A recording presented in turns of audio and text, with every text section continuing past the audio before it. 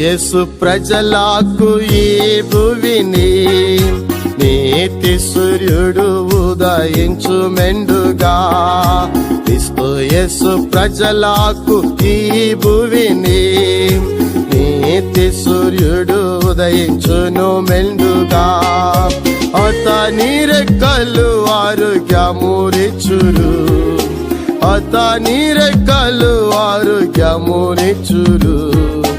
నిత్యము సంతోషగానము చేతురు, నిత్యము సంతోషగానము చేతురు.